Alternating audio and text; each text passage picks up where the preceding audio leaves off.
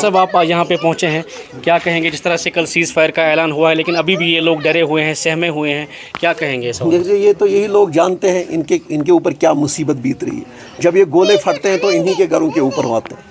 हमने देखे परसों यहाँ पर हमारे इलाकों में भी थोड़ा थोड़ा हुआ तो कितने हम डरे हुए थे।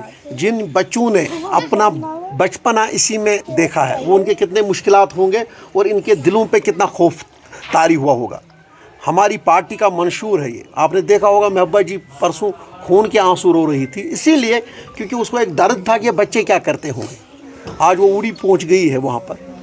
हमने इनको दावत की थी, किसी को भी आना होगा, हमने सोशल मीडिया पे दिया था, ये आएंगे, बैठें, अगर किसी मुश्किलात होगा तो ये आए हैं। तो जो मेरे कारकुनान हैं, ये मेरे साथी हैं, इन्होंने यहाँ पर शुरुआत की, इनका देखभाल कर रहे हैं। ये हमारे बच्चे हैं, हम कब तक ये देखते रहेंगे? हमने बहुत सहा है, इस कश्मीर ने बहुत सहा है। पिछले 70-80 सालों से हमने ये जंग सहे हैं। जंग दो मुल्कों के बीच हो रहा है लेकिन मुश्किलात हमें हो रही। लड़ाई पानी की है, मुश्किलात कश्मीरियों की है। जंग पानी का है, तकलीफ़ हमें है।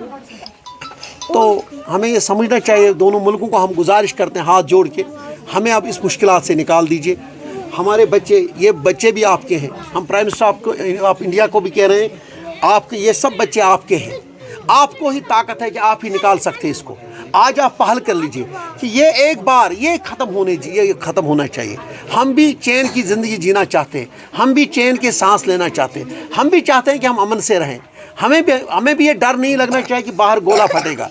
हम अपने प्राइम मिनिस्टर से ही गुजारिश कर सकते हैं, दूसरे से तो कर नहीं सकते। हम उन्हीं को कहते हैं कि आपको अल्लाह ताला ने, ऊपर वाले ने आपको बड़ा रुतबा दिया है, ताकत दी है। आप हमें पहल कर लीजिए कि इससे हम निकल जाए।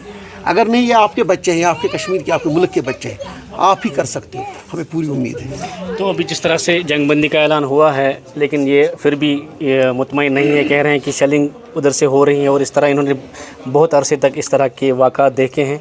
ये कह रहे हैं जब तक मुकम्मल तौर पर वहाँ पे इस पर अमलावरी नहीं होती तो ये वापस तब तक नहीं जाएंगे। तो इनके लिए किस तरह की यहाँ पे स्पेशलिटीज़, कोई आपकी जानिब से कोई सुविधा यहाँ पे रखी गई? जो हम खाएंगे वो ये भी खाएंगे, जहाँ हम बैठेंगे। हमारे लोगों ने इनको घर छोड़ दें, यहाँ पर हमारे वर्करों ने अपने घर छोड़े, खुले छोड़े हैं।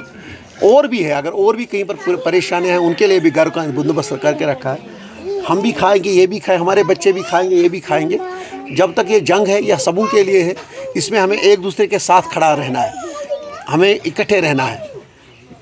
आप पेट भरकर अगर नहीं खाएंगे, आधी आधी रोटी सब खाएंगे, कोई मुश्किलात नहीं। जब तक इनको पूरा इत्मीनान नहीं बैठेगा कि हालात ठीक हो गए हैं तो कि हम घर जा सकते हैं, अब हमें डर नहीं है, जब तक इनके दिलों से खौफ नहीं निकलेगा तब तक हम इनको पूरा इंतज़ाम करेंगे। ये इसकी कोई परेशानी नहीं है, लेकिन मेरा यही है कि इससे मुश्किलात से हम निकलने चाहिए। चलिए, बहुत बहुत शुक्रिया बात करने के लिए।